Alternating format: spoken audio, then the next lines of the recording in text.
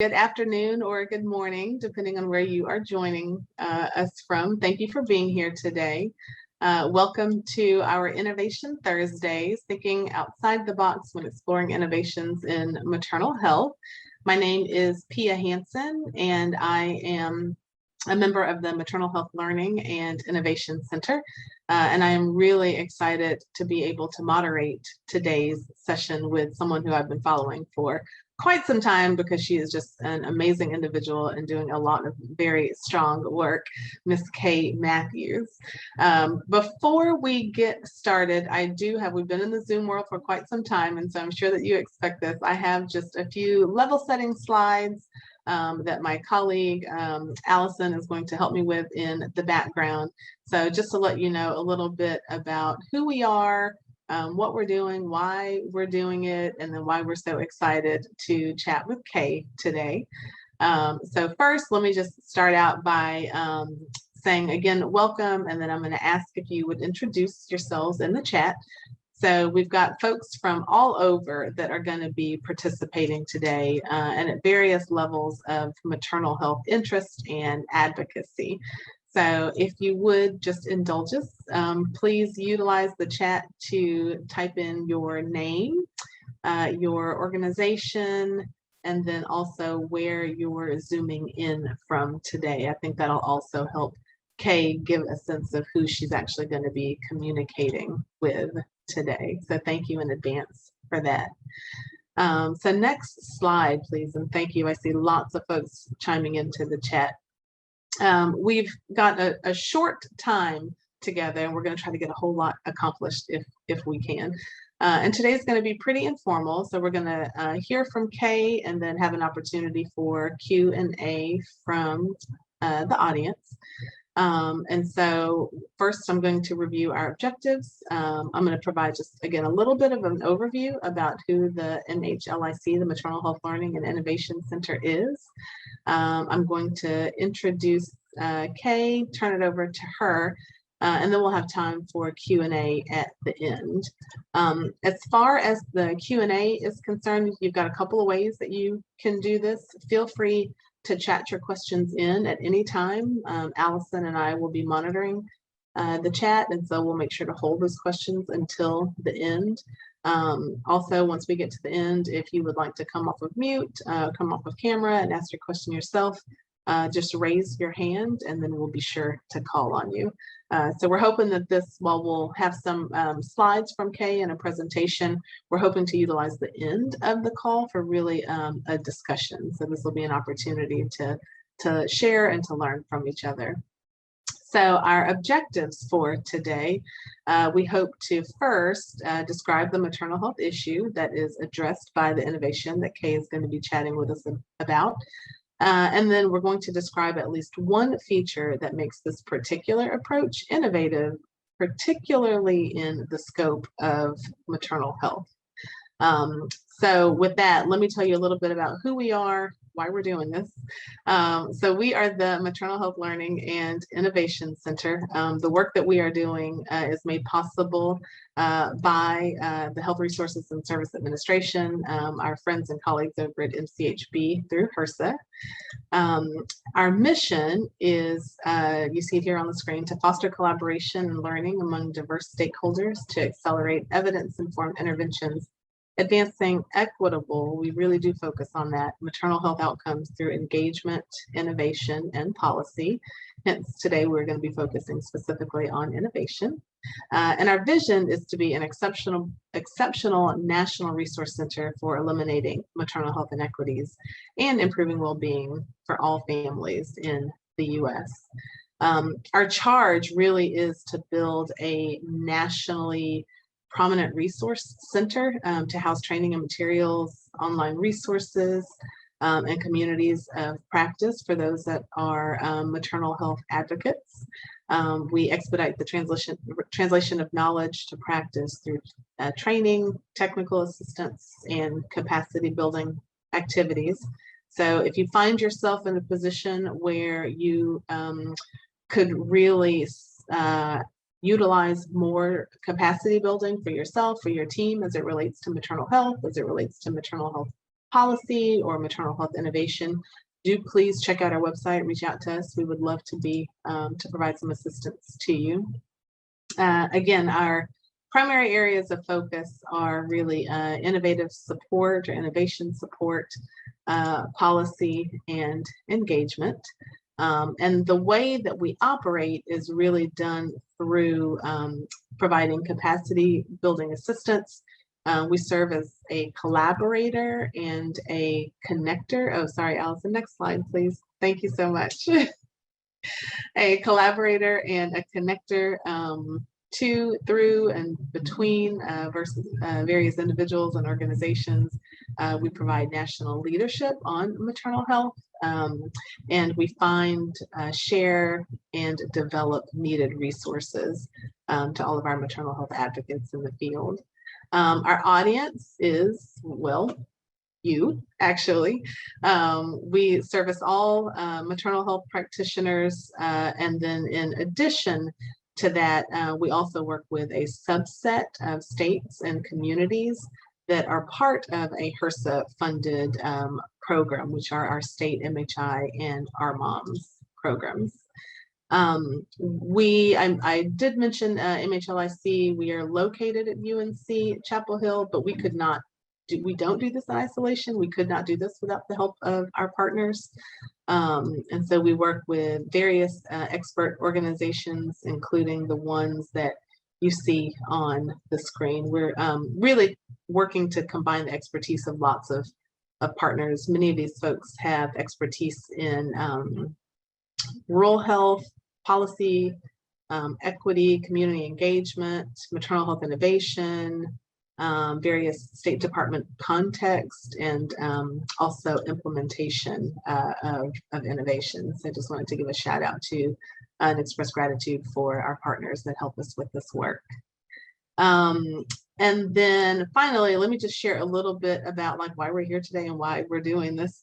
So much of what we do at the center related to maternal health is around innovation. So what's working, what's new, what's novel, what's innovative. We talk a lot about evidence-based practices, which there's certainly a space for, but we also want to make sure that we're creating a space to talk with folks that are doing things differently. They're shaking it up a little bit. They're thinking outside of the box on their approach to how they're addressing maternal health. And just trying it, right, in the spirit of continuous quality improvement, doing small tests of change, seeing what's working, what's not working, learning from it, and then implementing areas that are working very well. And so as we have been doing our work, we've been coming across various individuals or organizations that are just doing some really cool things. And so we wanted a platform to be able to share those with everyone. Right? Because what good is it if we keep that information to ourselves? And so one of our staff and colleagues had a fantastic idea to start an Innovation Thursday series, which we're going to be running through the summer of 2021. So we started a couple of weeks ago in July. We'll go until October. So every first and third Thursday of the month, we're going to be hosting various individuals and organizations who are doing just as I said. They're thinking outside the box. They're shaking things up to improve the health of pregnant people and mothers across the nation. And so, we're super excited to be able to feature one of those individuals and organizations today. So we are delighted to have Kay Matthews join us. So thank you, Kay, for being here. Kay lives in Houston. She was just talking about how it might be a little bit warm there in Houston, but hopefully she's comfortable today inside. She is the founder of the Shades of Blue project, graduating with a 2-year degree in early childhood development from North Texas College, which is also located in Houston. She furthered her education in the maternal health field by becoming a licensed community health worker.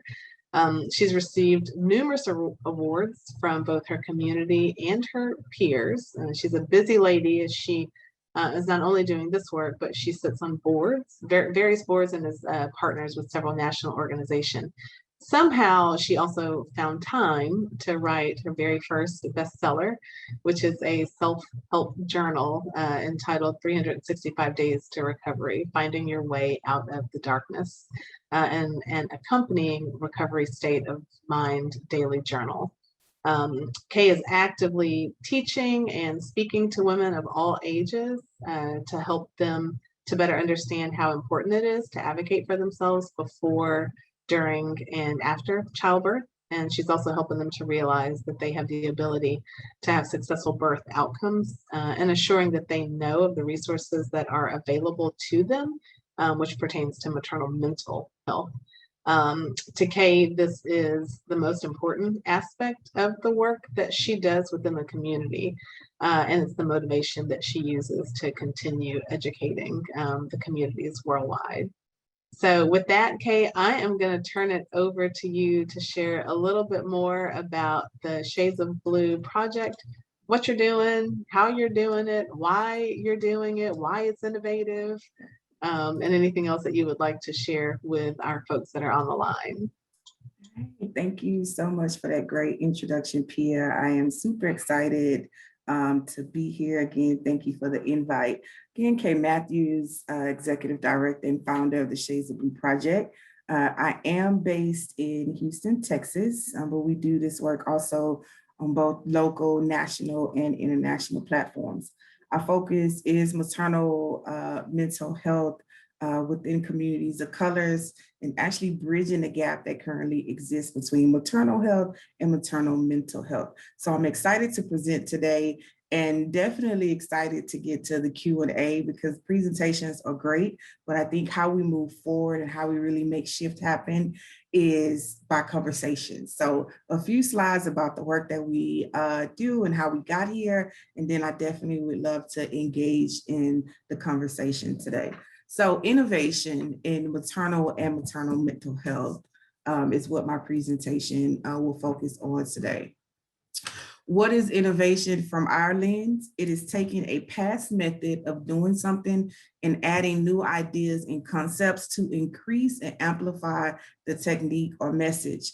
And I like to be clear on that because it's not that we have to completely scrap things that have been done prior to. It's just how do we enhance and make them adaptable to where we are now, right? The best things have already been created. How can we make them better?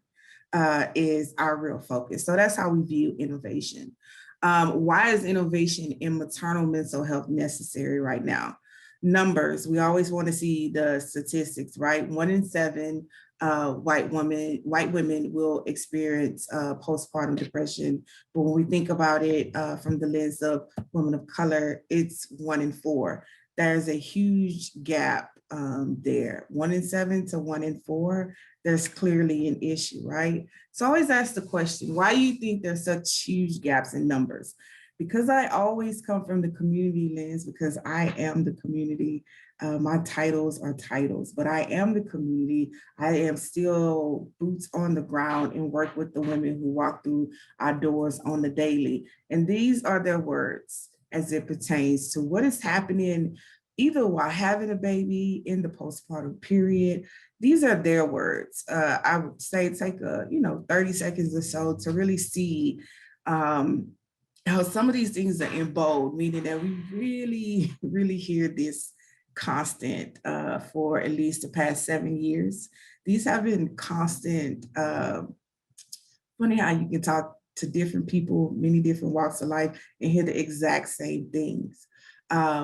That one about my mental health is not important. As someone who is working in maternal health and maternal mental, that's certainly not the thing you want to hear the most of. My doctor's not listening to me. That's usually top. The stigma, what will my family say? We are truly concerned about what folks will say in regards to anything, let alone how we're feeling mentally, how our emotions tie to things. So thinking about this, and when I first came into doing this work, I came in from my own personal experience. I felt a lot of these things in the postpartum period. And then my birthing outcome was not the one that we want. I experienced infant loss, right? So then that puts me in a different category. Yet maternal mental health can affect any woman, no matter her birth outcome. So this postpartum period has to be, we have to start using different language so folks can get it. We use the birthing experience, meaning that's the coverall. So whatever happens in that birthing experience, we're able to address it. Solutions are how we move forward, right? And so these are the 3 steps that we feel like can really change that slide we just moved forward from. Changing the old processes and procedures of the delivery care and the policies, old policies that really don't apply to where we are right now.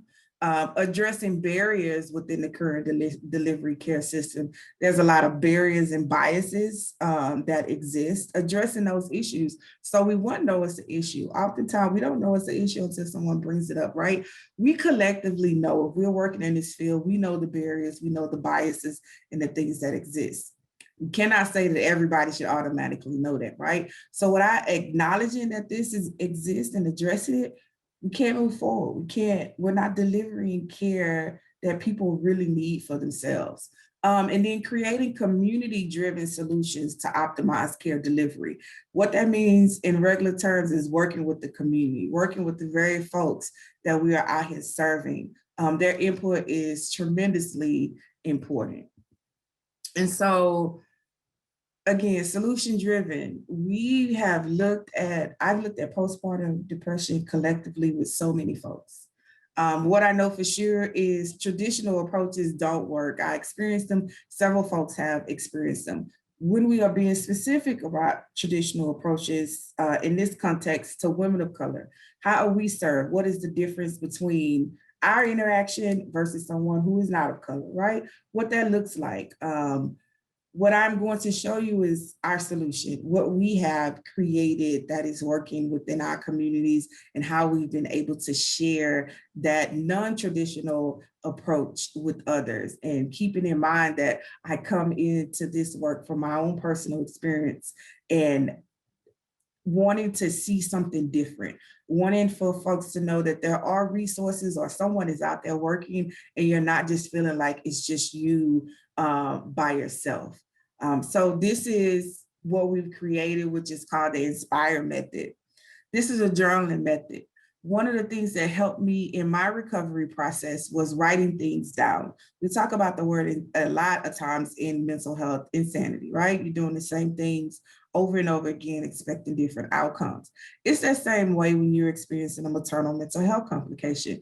You're trying to figure out, what am I supposed to be doing? The most effective way is writing that down, seeing that, oh man, I actually did the same thing 2 weeks ago. How do my bad days turn into good days, and how do my good days turn into bad days, and somewhere in between? It's journaling.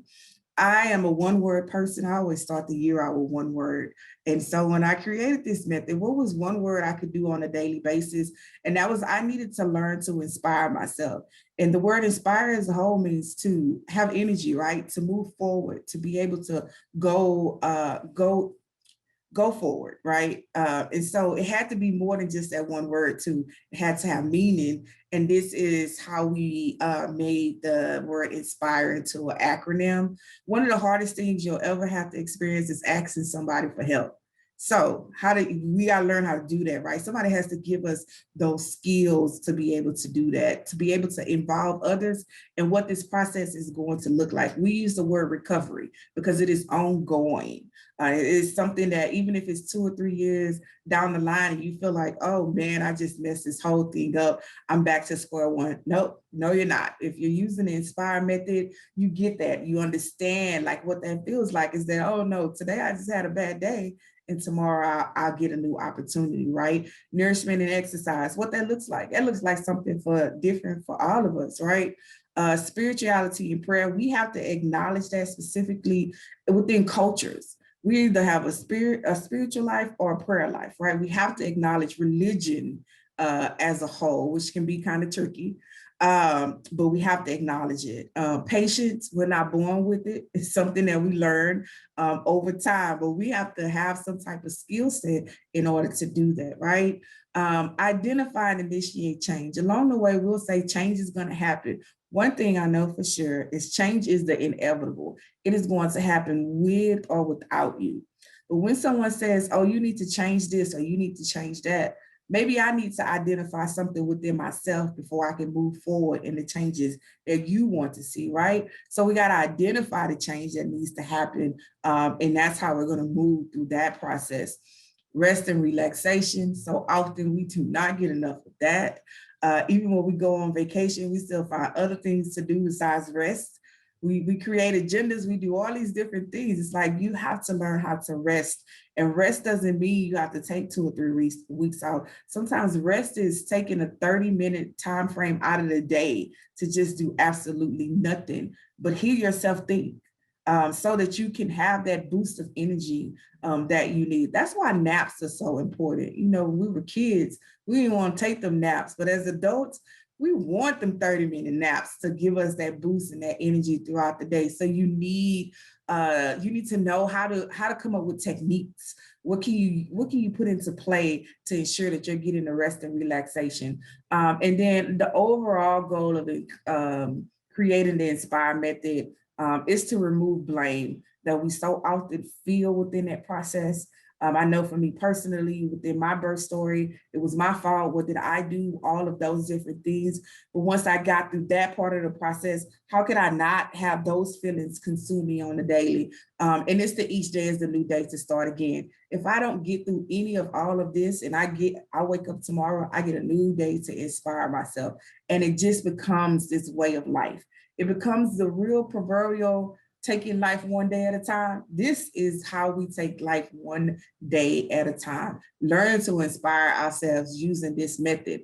And this is something that you can do on a daily because wait, if you only do E, you've accomplished something, right? And then you just keep working and going through that process. What I wanted to share with y'all also today is how do we know that this works? I did this for 2 years as a study. I asked other organizations to allow me to come in. I didn't have a space. I wasn't really even like an organization at that time. This is in 2014.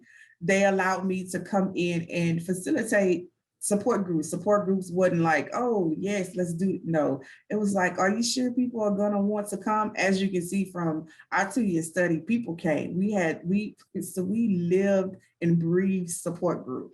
I had volunteers that would help out with facilitating because we did this in 2 ways. We did the traditional support group setting where, you just come, there's a day, there's a set time, you show up and you talk in the group. Then our second group was using the Inspire method itself. We have an actual journal. It's structured, right? So we would go through each section of each part of the word inspire each week. So you had like homework, you had things that you had to do because it was structured. The journal also came with like meal planning. So during that section, we would have like the chef come in and show us quick and easy. It was very interactive versus when you came to the other group, you just came, you talked, you built some type of relationship with someone in there, or primarily yes and no, it just kind of depends. But this is how we did these groups continuously for 2 years to get to this point of what is it that folks really want and really need. And I was doing this, y'all, and be honest, what I know and what I know now in doing this work, that these things were important, capturing numbers, keeping up with surveys and things like this. But luckily for that, I was able to, create and be able to show percentages. So in our group 1, we did a lot of pre-screening type of things throughout that process. But what we found in group 1 is they considered it as a group, a therapy session. Coming to that group where a bunch of people were in there, it was a therapy session. They didn't feel judged. Nobody was like, oh, look, listen to her. That's not, no. Everybody had to, some similar type of tie-in, but they didn't, the stigma that was associated with seeking mental health when it was all said and done was definitely still there based on the percentages.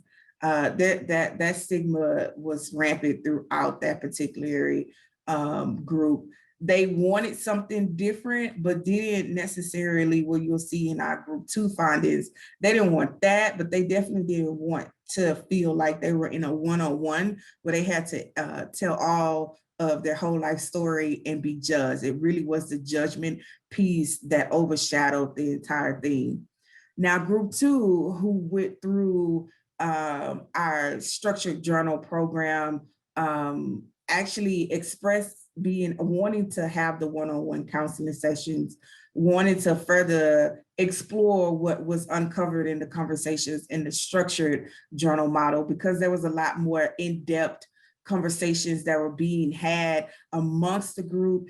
It really prompted them to see that there are some other underlying issues that exist, right? Which is what we want them to eventually come to the conclusion that the things that come up in the maternal stage can also be pre-existing, right? So what that looks like and what that feels like. So our second group was more prone to get counseling, also decreasing that stigma when it was all said and done. Of course, our numbers are a lot higher. The engagement amongst the group was smaller. So it's a smaller group. You feel more seen, so you're not so prone to be quiet. It's kind of like you can't be invisible in a setting of small that's really small, right? So that became a huge factor, which was able to give us a lot of the feedback that we wanted to see as our results within cataloging how this journal is going to be effective. I will tell you, we have gone and created we're on our 4th journal, the Inspire Method journal. And this last one was what we took all of the feedback over the years and incorporated. So we started with like a little tablet that was maybe like 30 pages. And now our current journal is 300 pages.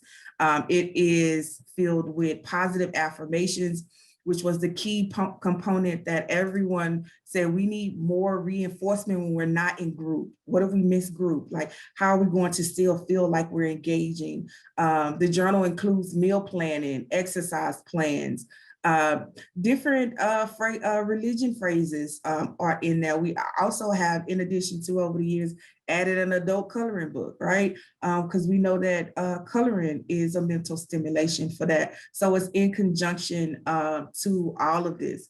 So we definitely know that this non-traditional, what we're calling therapeutic model, actually works in reducing stigma within our folks of color and within our cultural community barriers that we're already up against when it comes to mental health. And then you place maternal mental health in that midst. So kind of really debunking all those things that we have heard over and over through as a little kid. A lot of things start as a little kid. So we've definitely been able to really break down those cultural barriers with this method.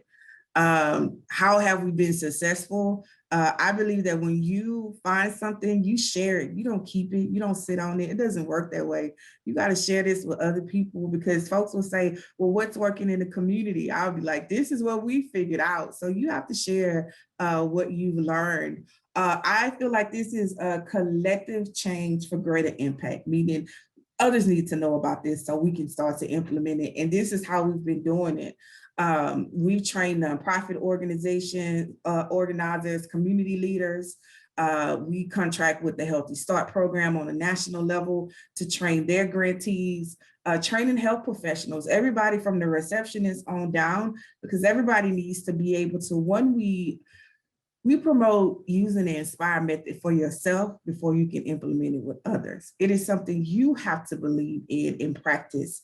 That is going to help you be able to tell the next person how effective this method can be. And then we create we create job opportunities. So those women who come and go through the journaling method program, they may want to help somebody else, right? We have a volunteer to staff type of position that would allow them to earn income. You know, if you want to become a trainer, that's a way for you to make money and join our team as a support group leader or support group trainer. It's also us giving back to the community in that way. Also, the Inspire method and what we've been able to share has helped us to create our Black Maternal Mental Health Week awareness campaign that again hones in on why this particular subject within maternal health is so very important.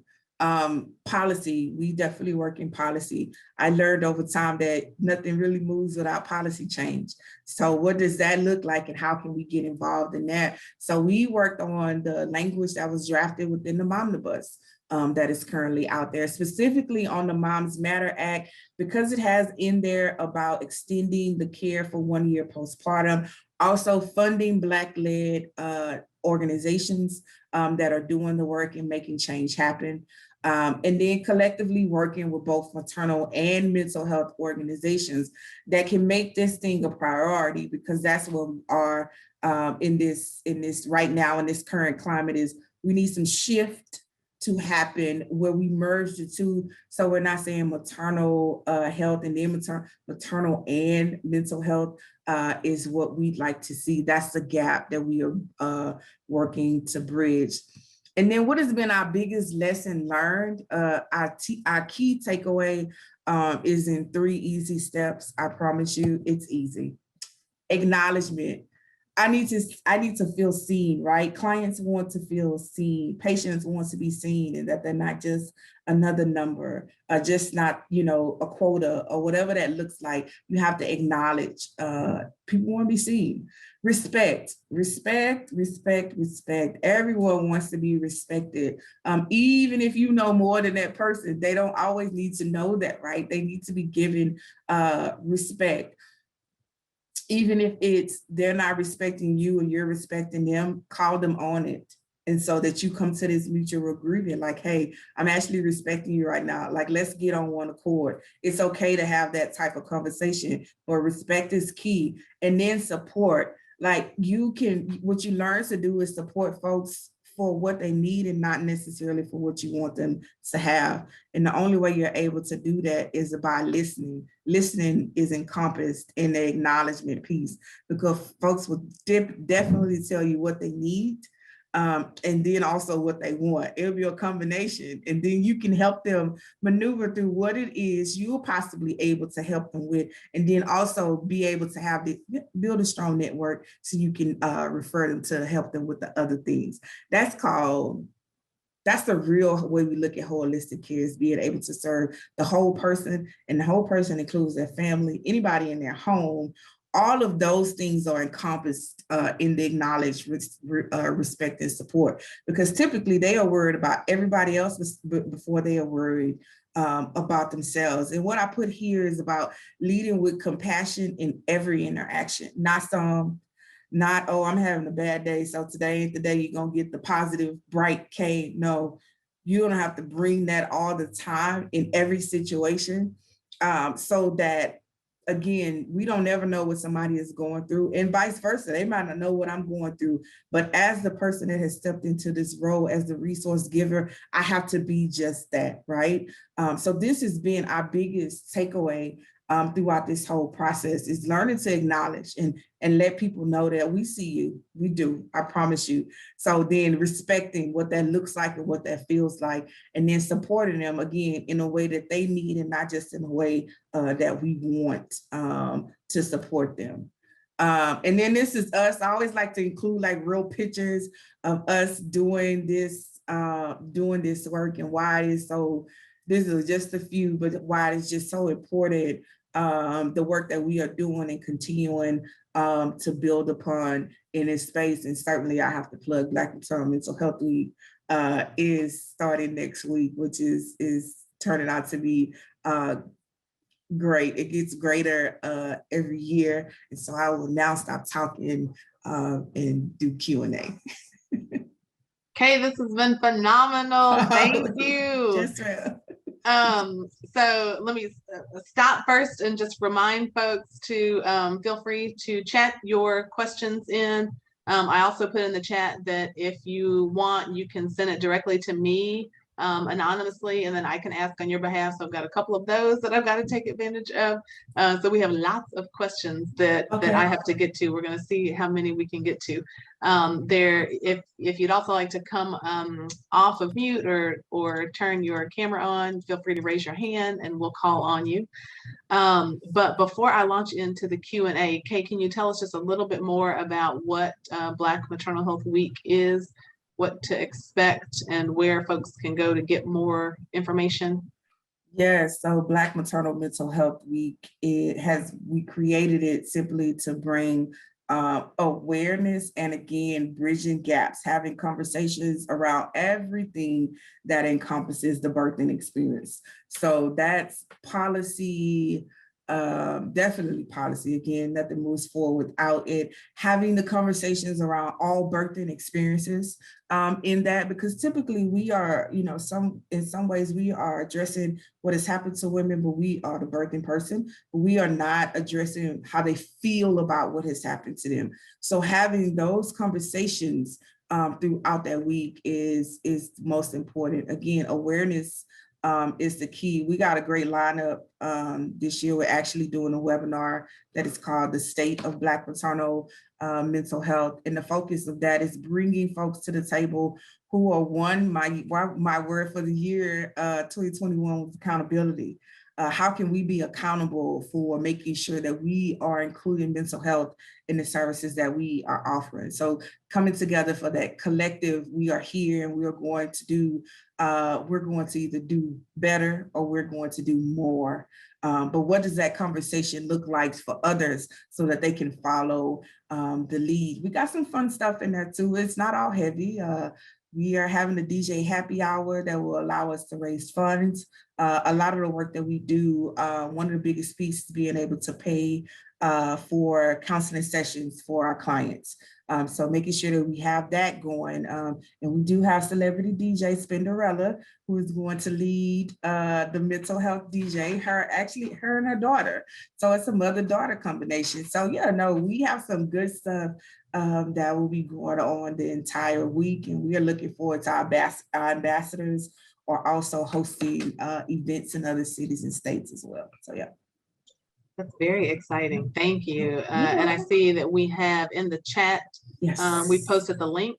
So you can go there to get a little bit more information about that.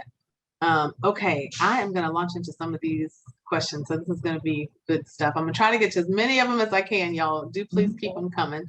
I took some notes about what the order that they came in on. The first, how did you build trust with the community? I'm guessing this is both with the organizations that you asked if you could come in and do your focus groups, and also with your moms and your birthing people. So with other organizations, I just asked. I'm a relationship builder, and that comes from communication, just coming and being really upfront that this is what we want to do, what we're trying to do, and what we're wanting to accomplish. Is this something that you would be interested in? Luckily for us, everyone we asked during our first startup was like, yes, this is what we need. This is something that the women need. But that continued to be my drive, is building relationships, just asking, having conversations. How can we help each other too? Because it's twofold, right? A lot of the work that I did in the beginning was for free. It was me trying to accomplish a goal, right? So, getting that experience under my belt and being able to then take that experience and then, build up what monetary support would look like as we continue to build the program out. But it really just came from relationship building, the same concept for our mamas, relationship building. Letting them understand and know that it titles me absolutely nothing. I am a mom. I mean, again, my story being infant loss, not oftentimes is am I looked at as a mom, right? But being able to have that relatability was our biggest successor. It's just being able to relate, even if you're not a mom, you have not experienced birth, you still can build a relationship with folks.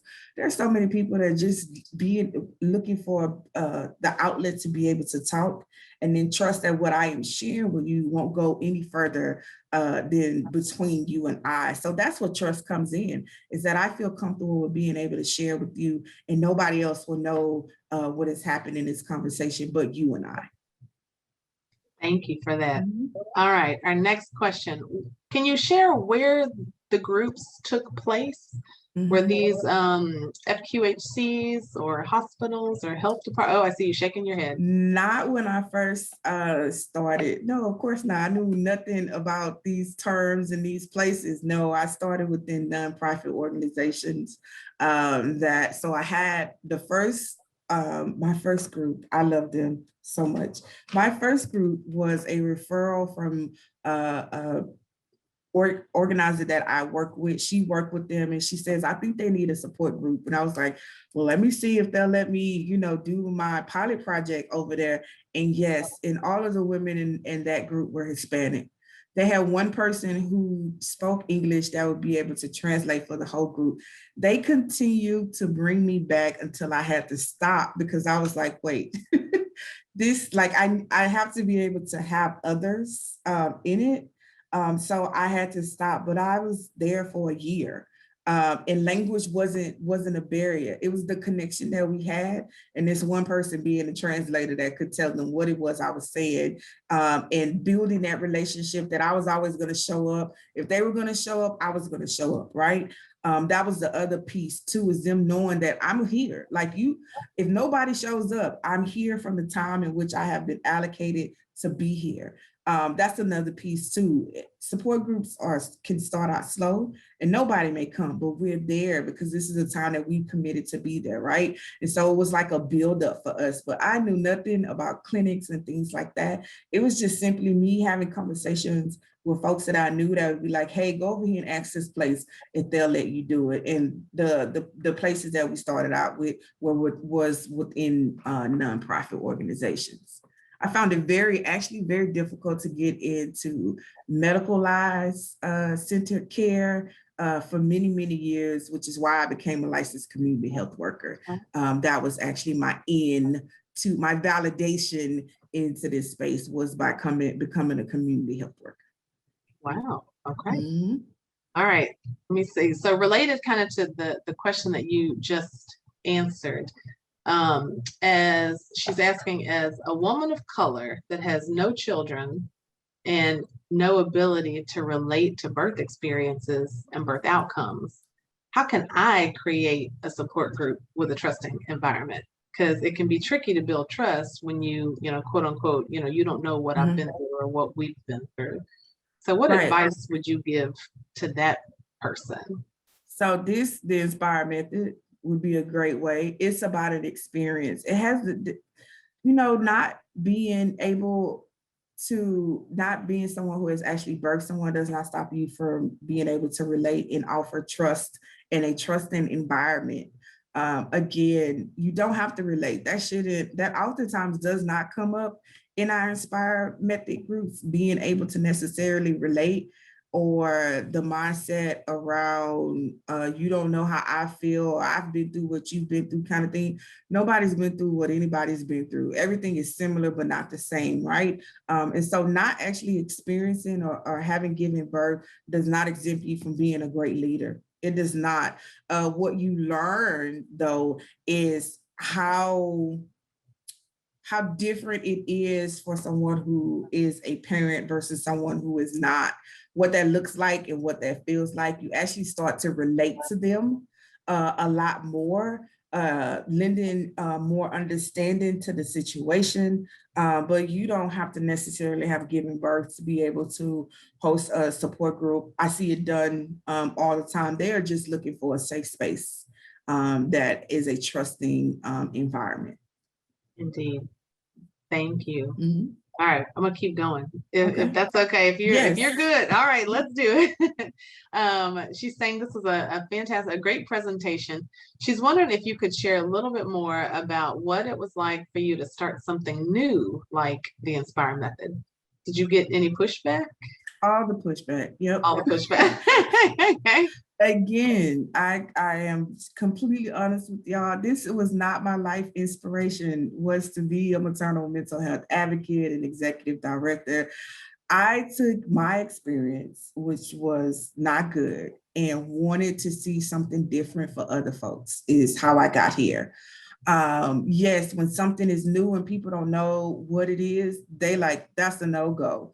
Again, but because folks let me do it, I just needed to be engaged and in the right circles for someone to actually believe in what it is that I was doing and what I was bringing, whether it was new or not. So yes, it took me a while and there was pushback. It's like, I remember the first time I heard somebody say, well, is it evidence-based? And I was like, yes, from the community, it works, but not understanding in this space, then what evidence-based actually meant and how evidence-based gets you funding and all these other different things. But I was doing it because, again, from a standpoint from where I sat and where there were no resources when I Googled, the two combinations of infant loss, PPD, and it wasn't even my OB who diagnosed me. It was just my general practitioner, because I came to him with notes and everything. And he was like, that's what it is. And like what that looked like and what that felt like and how much happens within that time frame. I just felt like nobody should have to go through that. We should be able to help folks, and there should be resources that are easily found to be able to help.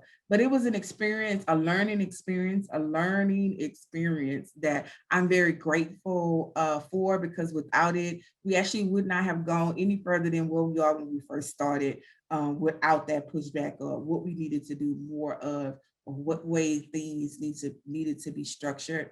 Never taking away from the method itself. That was my whole goal, is not to take away from something I know that works, even if folks can't see it now, they'll see it eventually, was my mindset.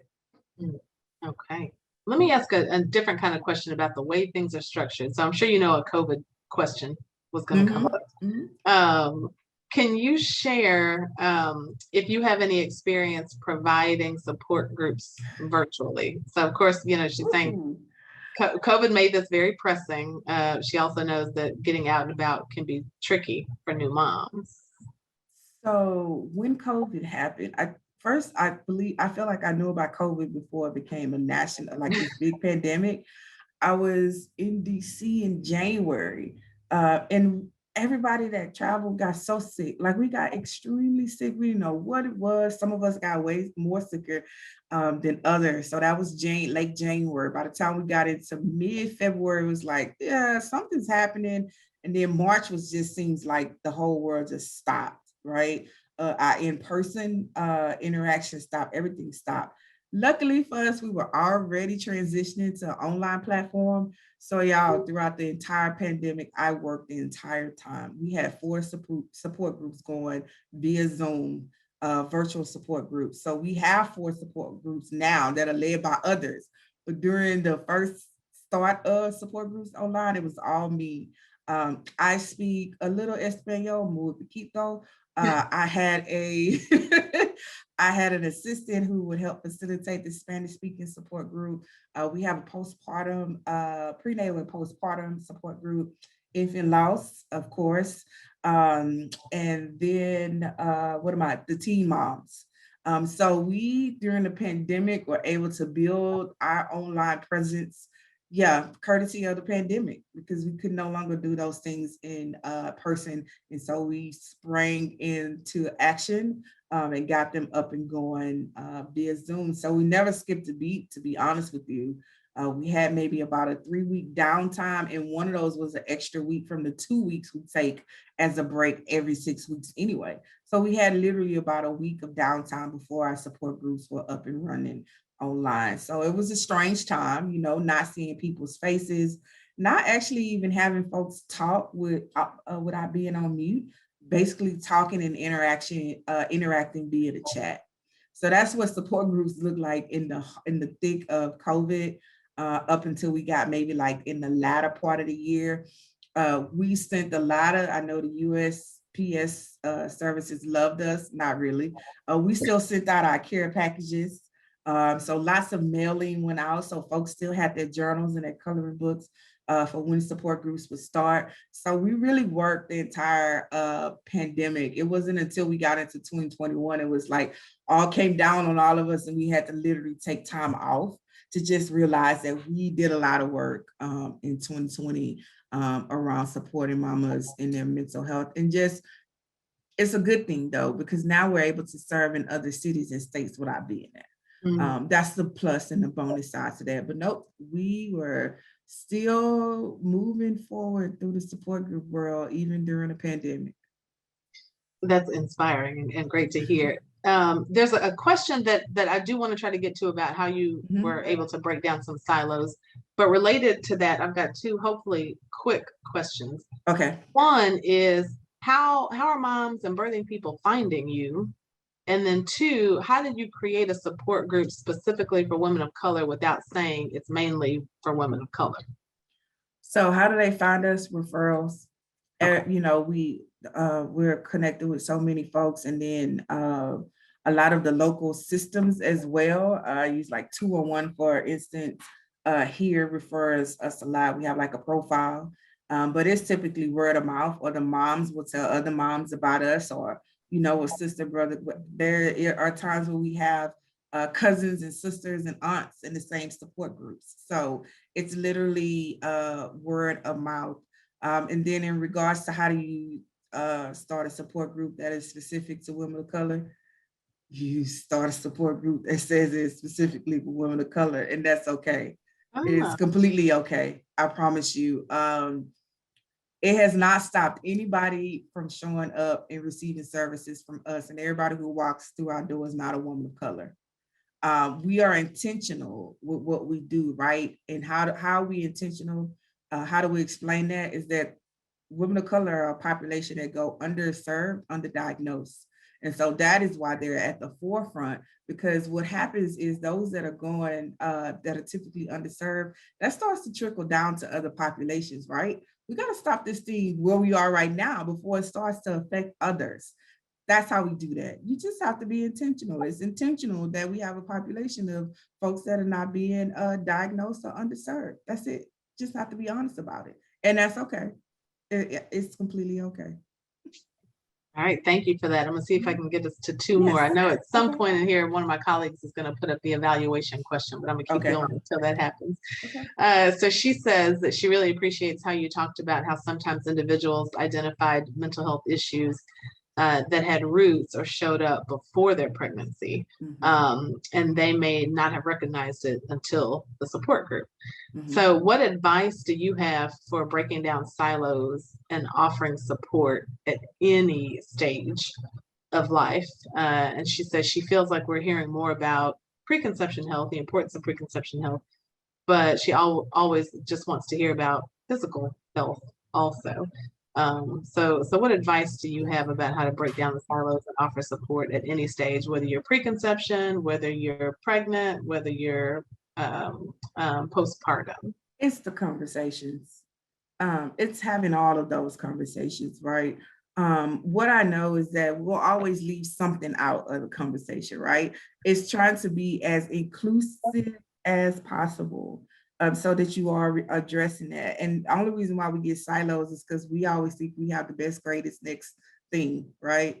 But I may have the best, greatest next thing, and our two things go together, but we don't know that because we think we just the only ones. It's the conversations, it's the awareness that happens. That's how you break silos just as a whole. We can all be doing the same thing, but we are not all doing it in the same way. And I can rest assure you there's a way that we can feed off each other, but we have to also have a collective mindset. If there's not a collective mindset that your one thing is not greater than my one thing, then that's how we collectively work together. But until that piece right there is acknowledged and addressed, then yeah, that's how we continue to have silos. So it's just being as inclusive in the language and in the conversation as possible. I hope I answered that. Yeah, thank you so much. I have to say, you make this sound so easy. I know it wasn't easy, but you've been doing this for quite some time now. How did you make the connection with the agencies to get referrals from them, or how do you continue to make those connections?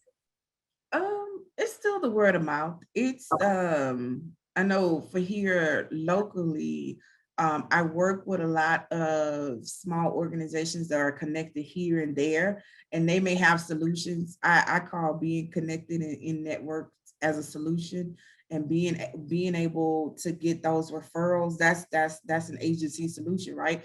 They want to have referrals, but where they gonna refer people to? And then we always say, well, I didn't know anything about that organization, right? And so trying to break that up too is that there are a lot of community solutions out there. We just may not fit into that box, that checkbox, that checklist of what you consider to be a great resource referral. So it's breaking down, that's a barrier, right? It's breaking down those barriers through conversation, figuring out what the registration process looks like, because you typically have to register to become a referral within agency. That's it. I'm always looking for opportunities of where we can put the services that we offer so that they can be utilized, and we're not sitting on something that nobody's actually using. And then relationship building. I know that everything new that comes up and down where our center is located, if it's a clinic, if it's a hospital, if it's anything medically related, we introduce ourselves. We come and say, hey, we're Shades of Blue Project. This is where we're located. Our clients will most likely be going to you. You're right here within this neighborhood, right? So it really comes down to building out those relationships, no matter where the relationships are. That's what's in the larger entity, smaller, everybody's the same to us. Let's build a relationship and do this thing collectively so it can all be different. I love it.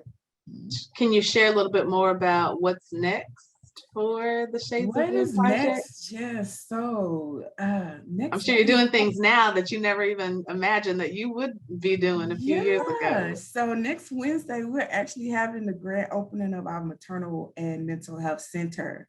Oh my goodness. Our phase 1 is complete. The center, we used to have like a 400 square office. Now we have like a 37 center. It will be composed of everything is in-house. Our storage is in-house. Our education job placement center here with the workforce solutions is in-house. We have computer space, counseling space, all of these things are in-house. Our phase 2 I just got goosebumps.